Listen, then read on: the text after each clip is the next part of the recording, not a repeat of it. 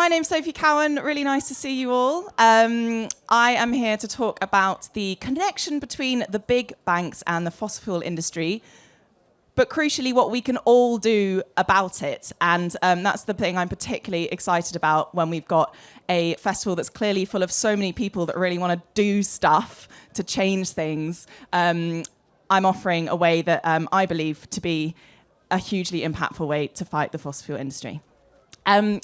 So a little bit of background as to how I got into the banks bit. I never really wanted to work in the finance world. It was a bit sort of strange, really, to be talking about banks and finance and all of this and all the numbers and everything.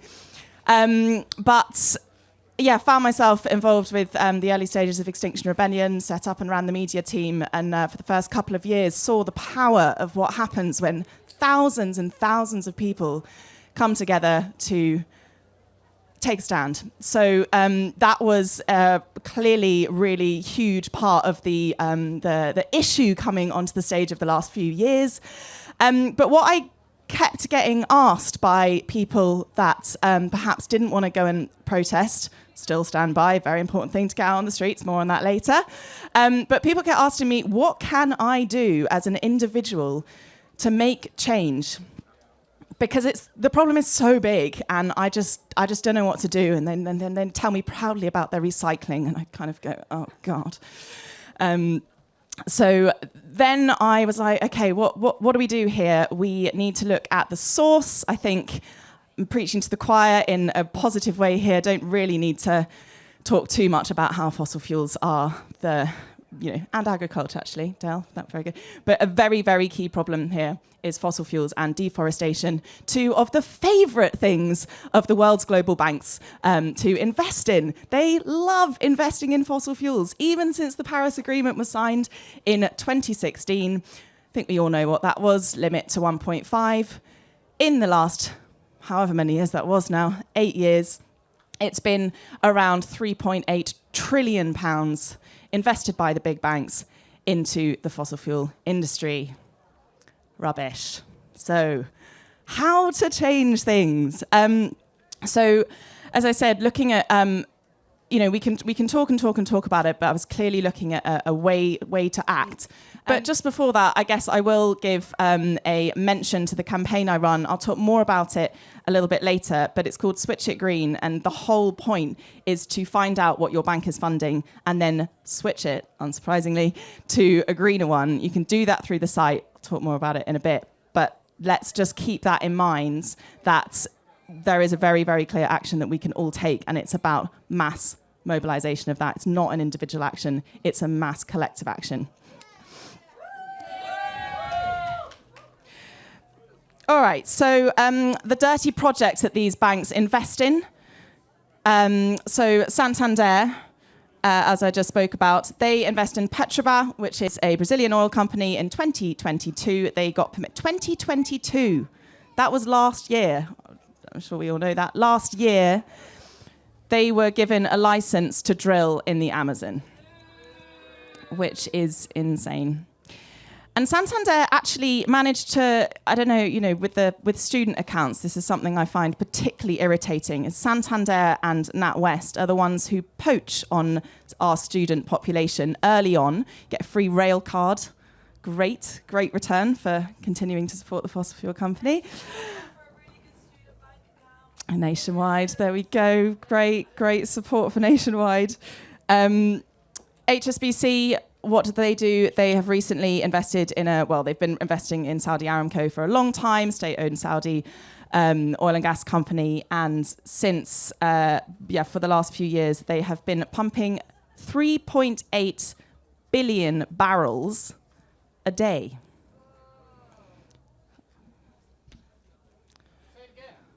3.8 billion barrels a day, HSBC investments in Saudi Aramco. It's wild. And JP Morgan Chase. So JP Morgan Chase is one that I find particularly frustrating because having invested in, they've invested in ExxonMobil for a long time. ExxonMobil, we don't need to go into what they've been doing for decades in terms of pulling the wool over people's eyes. They are the world's biggest investor in fossil fuels, JP Morgan Chase. And they've also just won at the British Banking Awards last year. They won UK's best British bank. So there's a consumer arm that's just come to the UK, Chase. You can get a bank account with them. And Triodos were there for best ethical bank. But Chase won best British bank. I mean, it's totally madness. But anyway, an example of how the lid has not been lifted on the amount of people that understand who the high street banks are essentially profiting and who the high street banks are killing, essentially. It really does come down to that. So there's another tiny little audience participation moment. Hang on, I'm looking at the time. We won't do that one. We're going to go into the history of what has worked and how we all together can do something to change it. There we go. That's what we're here. That's what we're here for. I'm reading my notes, by the way, because I did have a presentation, but unfortunately the green energy was not strong enough to support it because of the rain. And that's why what Dale is talking about more investment and more development of these energies is necessary. Anyway, that's a whole nother thing. So what has happened and what has... I'm going to put my notes down because they're not really very useful. All right, so I'm really inspired by the winning of the women's vote. Aren't we all? Like, what a fantastic campaign. What I'm particularly inspired about is the way that there were two key strands working together to ensure that this vote was won. We had the suffragettes and we had the suffragists. They both played incredibly important roles in votes for women, and their tactics were very, very different. I believe at this point we are at this moment where we need a diversity of tactics, and we need tactics for everyone. And we can see by that example, the suffragettes, we know they broke windows, they put bombs in boxes, which is an interesting one, but they did all sorts of public marches. They were arrested. They obviously lay down in front of horses. The whole thing was it was an extreme expression of passion and resistance, and that is so beautiful and to be celebrated today with the people that stand on their shoulders. And I think that is a fantastic and important part of the puzzle. So a note on that, last year I was on trial for 2 weeks with the Barclays 7. Some of you, I think, were there supporting. It was a really amazing amount of support that was there.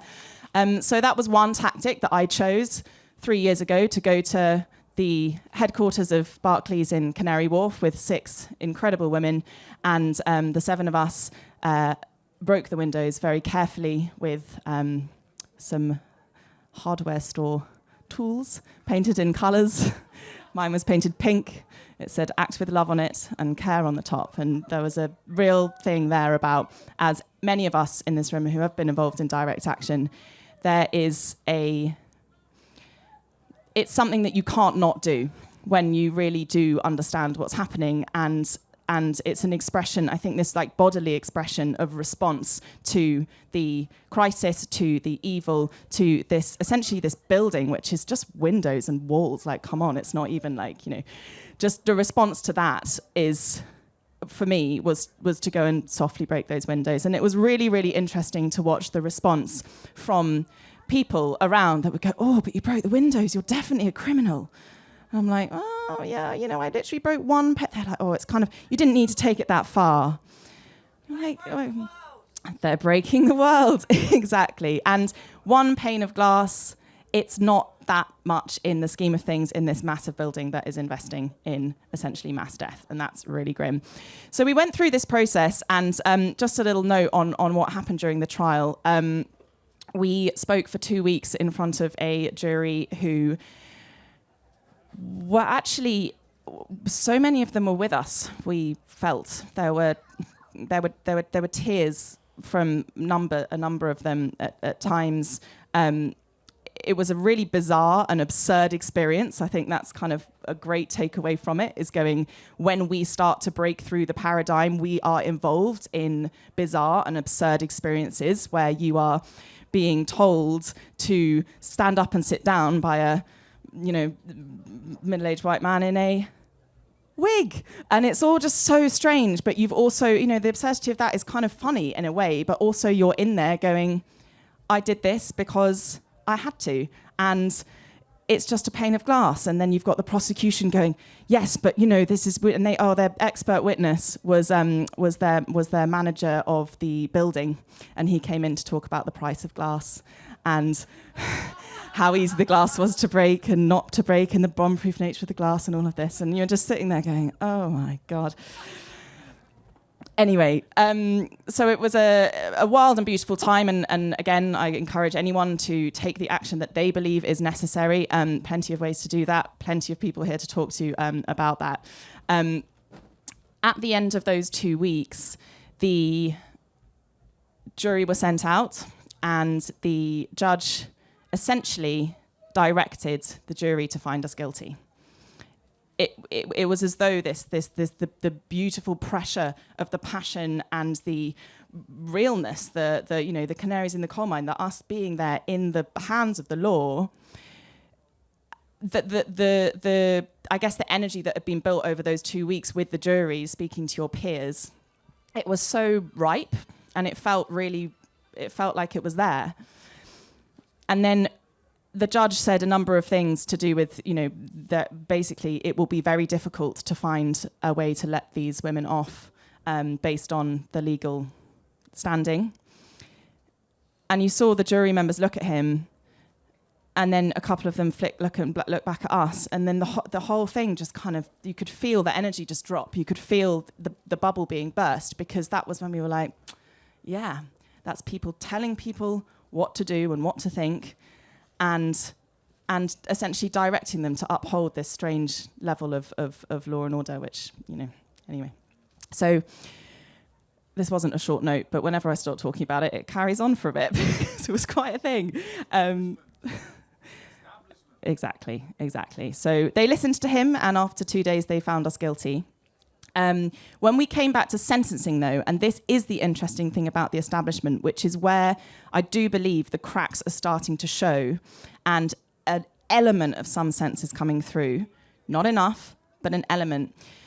We all packed our bags when we arrived for sentencing. We came there with our little wheelie bags. Everyone, said goodbye to our loved ones, etc. Right, off for however many months.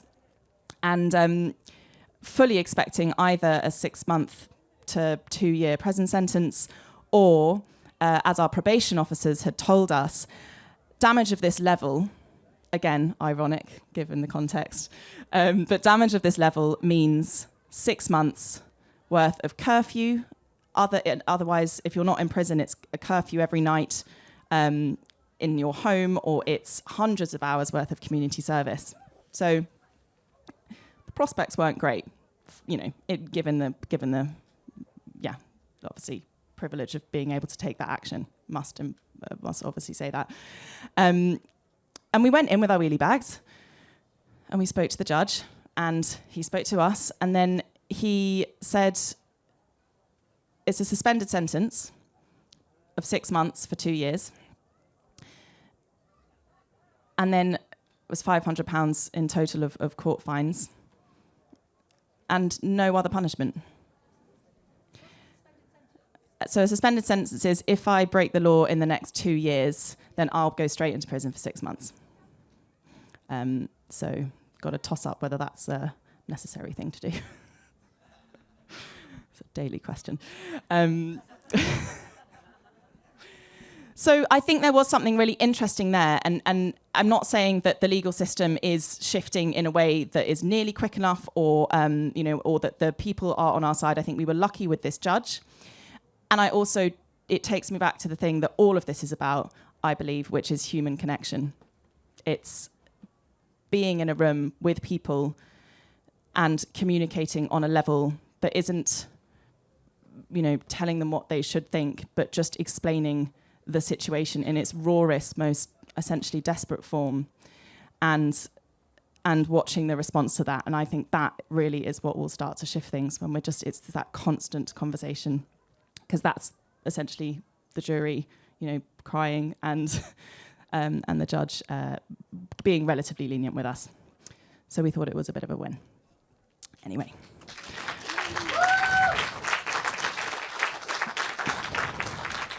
So that was my suffragette side of, goodness, I can't even see the being that released that great sound. Hello.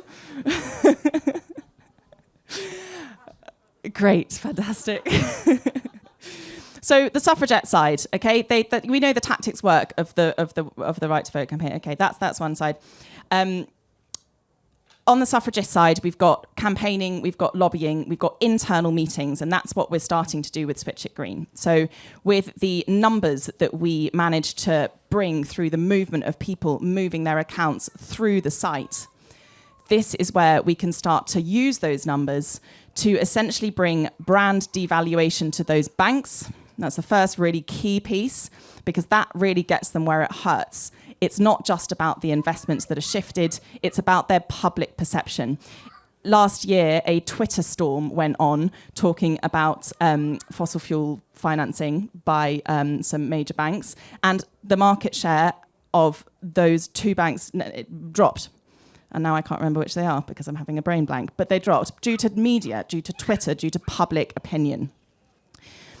So even if we've got, if you're in your overdraft, you can't do it. But if you're down at zero in your account, you can move your bank and it still will have an impact. This isn't about the amount of money. It's about the amount of support behind this move. I said that in reference to the suffragists, because we would be using and will be using those numbers and those stories of mass account switching to lobby internally at the banks. We've got contacts with the wider financial community who are having conversations with people high up at Barclays, at NatWest, at HSBC. That constant pressure from the outside to be fed through data and through opinion to the inside is going to make a difference. Actually, I was told that a senior person at Barclays had told another person that our window breaking actions had made it easier for him to talk about climate and fossil fuels within the bank. So this is where the outside tactics and the inside tactics come together. Another movement I'm hugely inspired by, and part of the backing for this, the inspiration for this campaign, is the anti-apartheid movement in the 70s and 80s. Specifically, the Barclays boycott.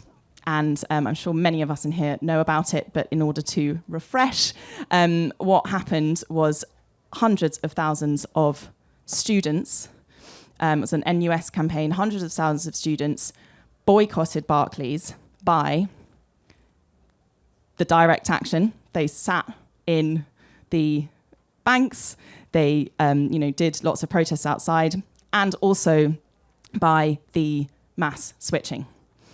So it was hundreds of thousands of students moved their banks out of Barclays, and the entirety of this campaign led to a 10% decrease in market share for Barclays.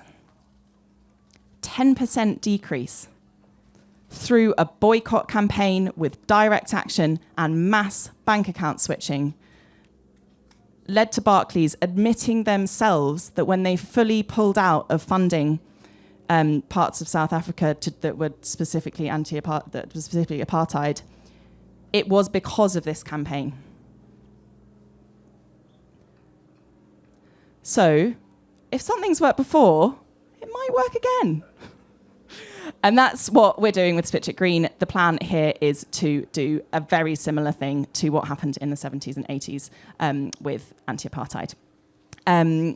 So a little bit more about what we do. As I said, it's brand devaluation via the public numbers of the large numbers of people moving, and it is the mass account switching of essentially everyone here. I'm kind of assuming quite a lot of people here already have ethical banks. Glastonbury, it was about 40, 60. But what you can do after this is go on to switchit.green. We have the data looking around as though my board is here with the homepage, which is what would be on the presentation. So you've got the data of all of the banks in the UK currently. We've analysed them all on their fossil fuel credentials, and we have the green alternatives to show. So you pop your bank in, you can see everything it's funding or not, choose a green alternative, and then crucially through the site, maximise the impact of your switch. So you do that via really simple sharing functions that we've got on the site that you can share it across email, WhatsApp, social, whatever, and lobbying letters that are automatically sent out to the bank that you're leaving. You can fill them out how you like, send them an impassioned letter in the template, add to the template if you like, and those continue to be sent to the banks that people are leaving. So the goal is, with this platform, essentially, get it out to as many community groups and places where people are taking action as possible, which will allow us to have the numbers of, this is why it's really important that if you want to be involved and get involved in this and tell your friends about it, it's really important that you do it through the site, because that's where this individual action becomes a collective action. If you just do it without, then it's fine, but it doesn't send the message. So really would encourage you to have a look at the site and share it with your friends. We're starting to do work at universities, unsurprisingly, inspired by the campaign by NUS. So in the autumn, we're going to be going to around 10 to 15 universities with the Hell Bus. Don't know if anyone's seen the Hell Bus, really banging piece of artivism. So we're going to be touring that around. I'd had a little bit of criticism about, you're touring a bus around to talk about the climate crisis. And anyway, sort of you're thinking, okay, let's look at the scales, shall we? So that's going to be touring around in the autumn. If any of you have connections to or are at universities that you want to bring that bus to or start the campaign there, please do come and talk to me afterwards. And the idea there is just to really, really go for it. I think, as Indy from Just Stop Oil said earlier, it's like you start a thing and then you just got to do the thing. It's like less talking about the thing and just do the thing. Just everyone needs to do the thing. It's really easy to do the thing. Great. Question.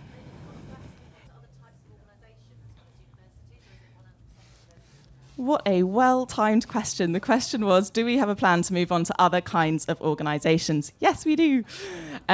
So we're looking at two key groups. We've only just started on these other two groups. So again, if you want to get involved and you are from a healthcare world or a faith group, then please do get involved. We're having conversations with the UK Health Alliance at the moment, which involves thousands of employees within the healthcare sector who go on.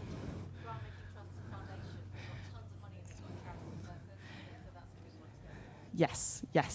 Hang on. Can I just finish on the things we're doing, and then I'm really, really up for questions because questions are good.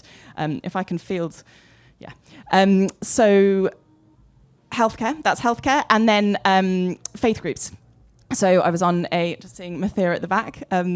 Back in the day of XR Muslims, was very sort of, XR Muslims, Christian Climate Action were on the front lines at the beginning of XR. It's just incredible. It's just like that love in action, which I believe is at the centre of so many different religions and faiths, or however you want to call it, is just so beautiful and it's so there. And with my work, I've just started to have conversations with the World Churches Organisation, and it's like everyone's on the front foot, just like ready, which is just super cool. Recently, actually, a couple of weeks ago, the Church of England stopped they pulled out they switched their bank. Sorry, wait, hang on. Did they switch their bank from Barclays, or did they pull out of fossil fuels? I'm getting they pulled out of fossil fuels. Thank you. They pulled out of fossil fuels a couple of weeks ago. A quick note on that. This is basically explaining our whole strategy, and I'm very happy to answer questions. So we know that the funds, essentially, of the business banks and the investments that are happening on a level of business are the biggest investments in fossil fuels. The business accounts are those that are really supporting the banks to continue. However, in order to get that view, get those CFOs, get the business owners to really take these banks seriously and start to hold them accountable in meetings, saying we will leave, we will move away from you if you don't divest.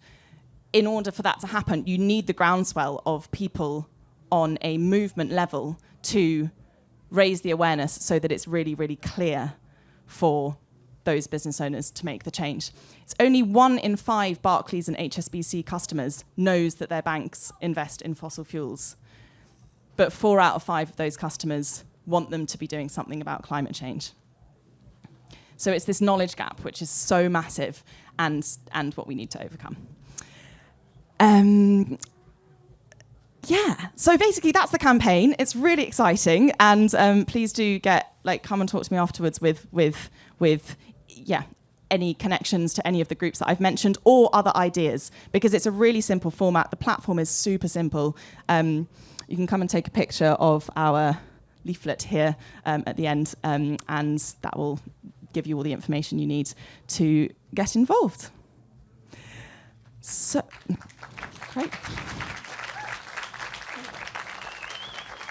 Thanks. Questions? Loads of them. Shall I give you the roaming mic? So I just wanted to clarify. So is the platform specifically aimed at individuals, or is there a way to use the platform as an individual to pressure the institutions like your university, your council, your pension fund, if you can get in the door there to get them to switch, being much bigger? So the platform is at the moment solely individuals, but that is the mass switching of individuals across anywhere. What we're doing with universities is creating essentially bespoke platforms for that particular university, so they can track the impact of the people that have switched from their in their institution. So you can see how many people within your institution have moved. You can also see the potential lifetime deposits that have been pulled out of a fossil fuel funding bank. I didn't mention that actually, which is quite a nuts fact. On an average salary in the UK, which is around 29 grand, over your lifetime from the age of 18, you will put £1.5 million into your bank account. And that's why they want the students. And that's why we need to work, especially with younger people, to move their money. Pensions, you also mentioned pensions. That's something we're going to be moving on to hopefully quite soon, is once people have switched their bank, we're working with some ethical pensions advisors to essentially recommend, now you've done your bank, now you can do your pension, because let's do it all. Insurers is also on our list. Sounds like you might need to be on our little strategy advisor. Thank you. Yeah, insurance next. Oh, there's a roving mic. Okay, cool. You said you've got a 2-year suspended prison sentence. Does that mean you're going to break the law the second it ends? Long time for me to think about the answer to that question. It's been in my mind as an idea. One of the things I think about all of this, and specifically about direct action, for me personally, is when you do a really high impact action like that for yourself, high impact for yourself, and in terms of media coverage and the 2 weeks spent on trial, it really, really fucking takes it out of you. Excuse my language. It really takes it out of you. But I think what's really important, and what I see is a really, becoming a really healthy culture within the direct action family that I'm part of, is this sort of relay is starting to happen, where you just, I'm in the kind of like, I'm just coming back a little bit, I need a little rest, my body needs it, and other people are coming in to take the baton, and it kind of, I believe it does need to continue like that in order for us to be continuing to do this essentially for the rest of our lives. Like, we need to be sustainable.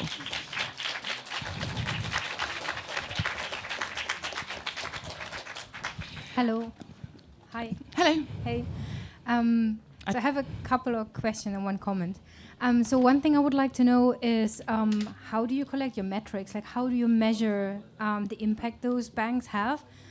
I guess there has to be some reporting. I don't know how true the numbers are. The impact that the banks have on the climate crisis, basically. Yeah, or how on much they invest in emissions. fossil fuels and so on. I guess it's not like I go to the website, I find those information. So how do you... So there's a fantastic report called Banking on Climate Chaos. It was created by Rainforest Action Network and BankTrack. They are very good. They've got a great site that shows you all of the funneling of the banks' financial investments into the oil and gas projects via ExxonMobil, Saudi Aramco, etc. So there's clear amounts of money that have gone in. One fact that I found out about Barclays, which is actually terrifying, is that Barclays alone have the single-handed power to keep us below 1.5 degrees. Which is wild. So this is to do with, their projected investments in the future, how much that will be and how much that will take us over the 1.5. Also in terms of impacts, something that I didn't mention before, but is one of the most central pieces and reasons why I do this, and particularly banks, is actually thinking beyond the emissions and thinking about how having an oil, like your landscape ripped apart by these projects that are onshore, how that affects the people that essentially were living there and have been pushed off. They've been pushed off because because they're around places that are being drilled. And then the indirect effect, even if you don't live on the land that's being taken for essentially our own consumption, you're feeling the pollution. You're feeling like everything's being broken apart by these projects. So I think it's really important to bear in mind, along with the emissions data, it's also the displacement and the effect socially and emotionally and culturally it has on communities affected. Yeah, and I'm glad someone mentioned pensions as well. So there has been a disinvestment campaign from Friends of the Earth a few years ago. And I've been looking at like ethical consumer as a source to find data around banking and pension investments and pension providers. But it's really frustrating at my job to get my company to actually find an ethical pensions provider. Now they swapped over and found someone who has a whole lot of greenwashing on their website. And it's just like so frustrating to... So we've been working with the advisors that we're working with to really check that the pensions that they would be essentially transferring our users to would be are fully green, are like actually dark green. So I recommend The Path. Is there any work you would be doing with like companies or so the Path, they're one, and the other one we're working with is Green Space.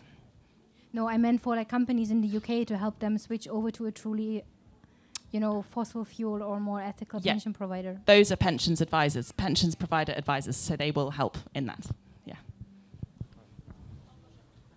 Lovely. I've got two questions. Am I directing the questions? Because I think this lady also Did you have someone else? There's a few just to share around the amounts. But Okay, hi. I'm keen to hear you talk about pensions because a lot of people don't get to choose the pension company that they're investing with. Their employer puts the contributions in, they may join when they're 20 or something. We've done quite a bit of work in Devon on Devon County Council pensions, and all of the South West pension holders go through this company called Brunel. They invest in all sorts of horrific things. Fossil fuels, cement, all sorts of things that you wouldn't want to put your money in, but it's really, really hidden. And so I'm wondering who on earth could do some work on that. There's been sustained work at Devon County to get them to pull out of this pension holder called Brunel that, is the vehicle, if you like, for investing in all these awful companies. Because most employees just don't know. Most local authority employees are really caring, nice people, but they have not been told anything about where their money goes, and they probably haven't had much of a choice either. Totally, and I think this is it's the lack of knowledge that is the kicker here. So I think it's up to all of us to communicate that by either bringing a campaign like ours or Make My Money Matter or talking about an ethical pensions advisor into that group and having a conversation about it. May I ask you one small other question as well? I've been trying to green a bank, our banking. Yeah. Personally, that's easy. We run a very small business. Small businesses go, red to black, certainly ours does every month like that. Yeah. We tried with Nationwide. They won't offer you any credit at all. In fact, they penalise you up to 40% if you go in the red, which is completely, we'd be bust. Yeah. I don't know. Would you recommend a ethical bank or more ethical Starling. bank? Starling. Starling Would they are work probably with the small most. businesses? They do work with small businesses. Yeah. Okay. All right. No, that's really useful. Thank you. By the way, I'm not FCA regulated, so this is all. I just also want to return, just quickly, if I may, just before another question, back to the question about breaking the law again. And I think this. When I say it's a relay, it really is a relay. It's not I take action and then I stop, and someone takes it up again, and then I never take it up again. What I mean by relay is a circular relay. So I was here earlier for Roger and Indy's talk on Just Stop Oil. I think one of the key things here is find the direct action that feels right for you and actually just get on it. Because when it's a relay, it's not don't wait for someone else to stop. It is really, really important that we all actually get going now. And if you feel like your body needs to rest, then your body needs to rest. But I'm encouraging anyone in this room who hasn't been involved in either a slow march, sitting on the ground, being involved in an organising team of a direct action movement, please do get involved, because we can't just leave it to the small minority that are doing it, because that's when we all burn out and then the groundswell goes. Just wanted to make that. Hello. Hi. So, I'm interested in. I'm thinking about these old movements that you mentioned. So, for example, you talked about anti-apartheid, and then I'm thinking about civil rights as well. Civil rights made some really important gains, didn't they? And they had music to go with them. They had music, they had benefit gigs, they had good vibe, they had all that stuff. And that inspires me, and that speaks to me of building energy. And I suppose what I want to see is a critical mass of support. But I think, I don't know, there's a space, surely, isn't there, for these kind of really good, feel-good cultural events at a small level, at a medium level, at a massive level. Totally. And it's almost like what you need is buy-in from the BBC to have it at a massive level, and then all of a sudden you'll be all right. But tried. That hasn't quite happened yet, has it? But what are your views? Have you got any plans? Is this part of the way of escalating it? What are your views on seeing these lovely benefit gigs happening, these huge televised concerts? So I've got mixed ideas. My ideal is putting a massive pink object in the middle of central London and then playing the music from there, rather than doing it on perhaps something that people could just go home after and kind of not participate in. Anyway, I say that in kind of jest, but also I think I believe there does need to be a massive cultural and as many cultural events to get people inspired. Music are all the things that make us really feel grounded and part of everything. That is really how we change things. My favourite direct actions and protests are the ones that have a collective space where we bring people in, where we have conversations, where there's trees and music and food and all of the things that actually help us to build community. 10 minutes, thanks. So I want to see more of that. I want to see more of that in a law-breaking context and a non-law-breaking context, so that they can start to become, again, this groundswell of connection and excitement and inspiration at what we can do when we do things together. And ideally, at those, if it is one that isn't perhaps sitting in a road, which is beginning of impact itself, at those, at the end or during, there are really, really clear things that people do. So they don't just go. I was asked actually this at WOMAD last weekend.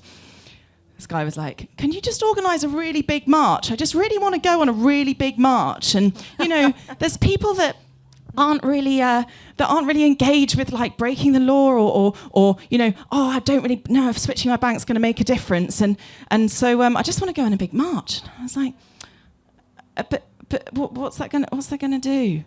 And he was like, well, the Iraq War march. And I was like, and so there's I think there is a place for marches and collective community building, great, but that is not enough to create the impact that there needs to be something that follows on from that, and whether that is then signing up to a direct action group or switching your bank or doing both ideally, then then that's where the action actually starts to make a difference. So you'd ideally have those calls to action at the end of this massive gig that hopefully Bob the Geldof doesn't to prove a groundswell of support from it and show everyone it's worthwhile. Thank you. Yeah, thanks. Thank you. I know that. I just want to respond to her. So I just want to respond to that because nobody's mentioned the wonderful climate choir and Barclays AGM. Yes. Oh my God. Yes. It's so important. Apologies. Please do and tell that was us more one of the about most it. collective direct actions I think I've seen in a long time. Probably watched it about 20 times because it just cheered me up. So you might want to speak about that in a minute. But I have another question quickly. So we mentioned pension funds, but a friend of mine was Fee Radford, who sadly died, was on a Barclays action for Greenpeace. She spoke to the ethical manager of something, and he said, "Oh, well, the problem is we're owned by this massive bank in Manhattan, and they actually make our decisions." Now, that might have been a bit of greenwash, but I wonder how much do the big American banks, mega banks, control our relatively smaller banks? So. Yeah, I mean, really interesting question. This is partly the complexity of it, is we just don't know how it's all connected. You know, they don't even know how it's all connected, quite frankly. Barclays and HSBC, it's very clear, and JP Morgan, it's very clear that their CEOs have decision-making power on whether or not they continue to invest. Like, that's a given. And we're looking at expanding into the US, so we'll get onto the US banks then. If anyone has any funding leads, please do let me know, because we need funding for the campaign. And then we can go to the US and tackle them. And the climate choir, sorry. So the climate choir being a direct action that happened in the Barclays AGM. Based in Bristol. If anyone wants to get involved in the climate choir, maybe come and speak to you. Okay, cool. So,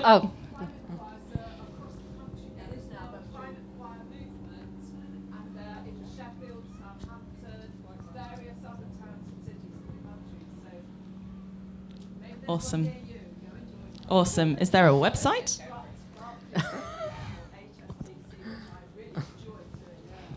Awesome, amazing work. Can I just ask some questions about how the government, our freedoms are being impinged now? I mean, in your defence, were you allowed to cite about the climate change being a reason? And then there's another one, a follow-up as well. Yeah, that's a really interesting, it is a point. If anyone's not aware, there are massive clampdowns on what you are and aren't allowed to say in a jury trial. Friends have been, shut down and then, sent on remand to prison when they have stood up and even mentioned the climate crisis in a trial. It's happening. There's a lot of Insulate Britain trials going on at the moment from the Insulate Britain process a couple of years ago. They're still continuing, and freedom of speech is now being shut down in the courts. But we didn't have that. So it just depends on who you get. And the other freedom they're clamping down on is the freedom to boycott. So will that impact?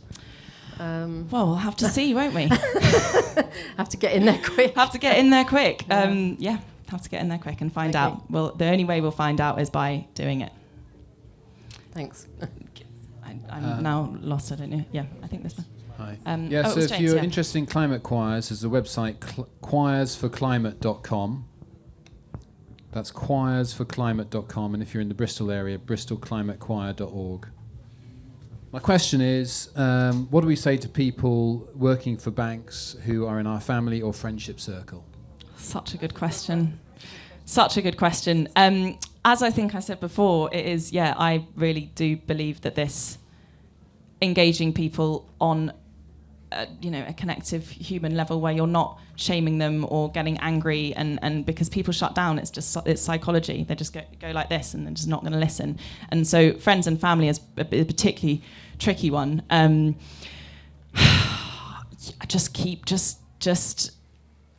don't know whether it's to do with the numbers. I have a friend who works at JP Morgan in the AI department, and I told her, and I sent her the Banking on Climate Chaos site, and she said, I had no idea. And I think that is the power of these. I remember a friend of mine was working on a secondment at BP, and she said that every day when she went into work, there would be these like beautiful screens with like, oh, look at all the renewables. It's the greenwashing that we get outside. It's actually happening inside as well. So it's not like, I don't believe that the majority of people working in banks are bad people at all. They've just been brought up that way, and they think that's what will be a rewarding life, and they have different priorities to me perhaps, but I don't think they're bad people. And I think this is really, really key if we're going to get anywhere, is to really actually just connect and understand what the motivations are, why they're there, and then start to come to well, this is why I believe it's not quite right that these investments are happening. Would you be willing to start having a conversation internally, or perhaps you're going to leave and go and do something different with your life? The starting point for me is always that kind of conversation. Can I ask another question? I think James, there might have been another that hadn't spoken, but we can chat after. Brilliant campaign, thank you. Thanks. I actually wrote to my bank last week to the MD in the post to say that I was about to switch and just asked, do they have any climate policies? But the point is, you've made it really easy for people to switch, and it's brilliant. I will now switch through the site because that mass action.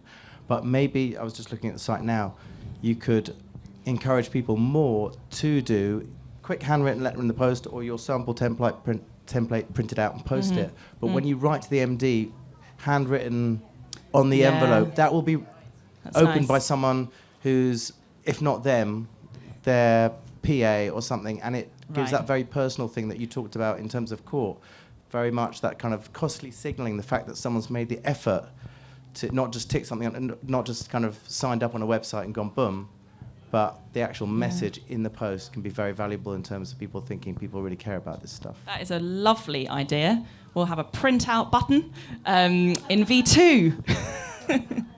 Thank you. Thanks everyone so much for just an hour worth of focusing on the density of all the topics. I've got some sign-up sheets here that will just, if you pop your email in, we'll send you information about the campaign. We don't send many emails. We know it gets really annoying. We're simply about the really clear calls to action. So please do come and sign up or take a little card at the back. I think there are some that Pavel's handing out. Thank you And there's so some there. Great. Thank you. Thank you so much, Sophie. This was brilliant. Really good. Really good.